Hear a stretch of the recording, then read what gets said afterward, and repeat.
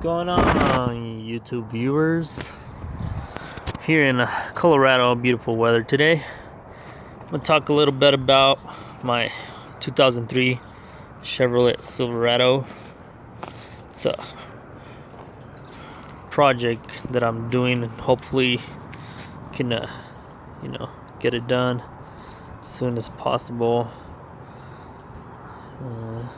It looks alright right now. Has the OEM wheels, 22s. I'm running the 285 40 22s. These are some Nitos. And I did on the front, I did the 2-inch drop spindle, and I did the spring also. And on the back, that's how I bought the truck. They apparently they did it the cheap way. I don't know if you can see, but you see right there, only 2 leaf springs on there. And it appears a lot of people usually they take off the bottom one. I'm trying to get a better view. You see that bottom one? Usually they take that off, but this person decided to take the middle off, and it actually doesn't ride as bad as I thought it would. But yeah, I'm planning to change that out, do it right. And this used to be a V6. It had a V6 engine in it, and inside a little upgrade, not much. And it also had the manual window, and I put the auto. I just went to the junkyard, got the motor for it, got these switches from eBay, ran the wire to power, and it comes with the fuse, and that's the cheapest way, easiest way to do it, You can see I got the speedometer. It's from a Corral-LSXc. Still a work in process. But yeah, I'm gonna talk a little bit about, if you guys, if you find a truck, a V6 at a very, very good price, you want to do a project with it, it's not so bad of an idea. This had a V6 and I put a V8. This motor came off of a 2005 Corral-LSXc, and it's the LQ9, as you can see.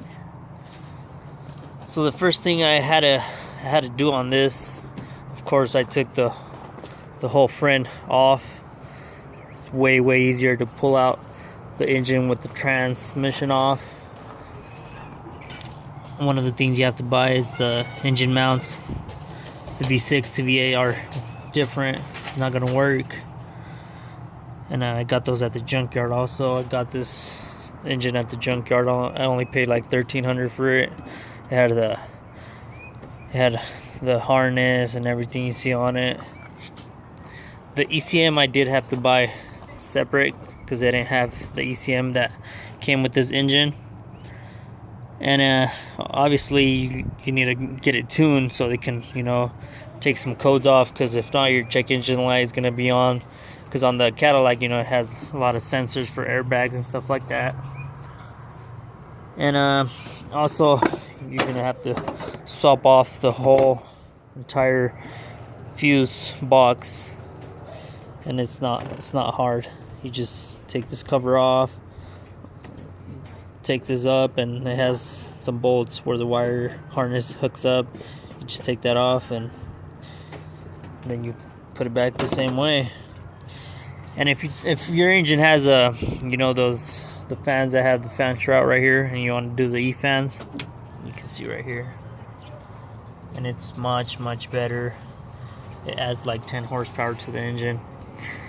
Because I was online trying to look for the harness, and there's this place that sells aftermarket harness with some relays, but I think they're kind of expensive. So what I did, I just went to junkyard, and if you can see right here, right there, that's the OEM one. So it's the same process and the same way you hook up the aftermarket one. You just have to get this right here, and it's the same process. You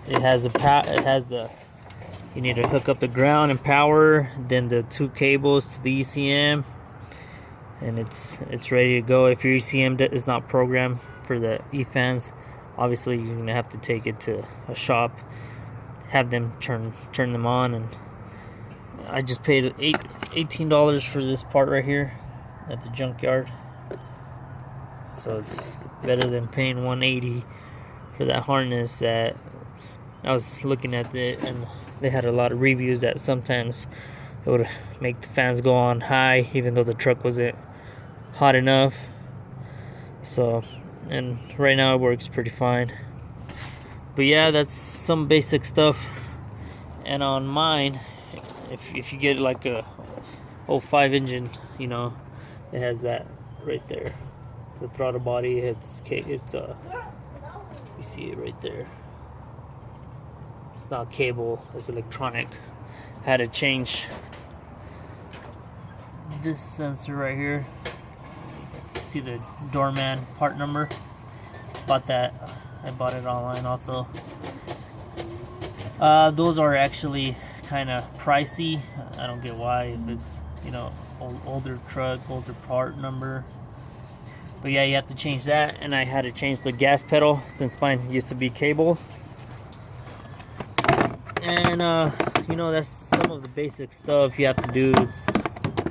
It's not very, you know, the power steering pump is the same, and you know, make sure when you get the engine, you get the harness with it, and make it way easier. The harness goes in here into the fuse box, you hook it up. It's not very complicated. I probably wasted around maybe $2,500 to do this swap, and that's me doing it and not taking it to a shop. But if you want to, you know, try to do it, it's not very hard. You just have to have the right tools and patience to do it. But yeah, if you guys have any questions, or if you think this video helped out a little, I'm pretty new to this YouTube channel thing. I probably should have, you know, recorded when I swapped out the engine and did all this work. But if you have any questions, you know, you can comment, and I'll try to help you guys out as much as I can. And if you think it helped out a little, like and subscribe. Thanks for watching.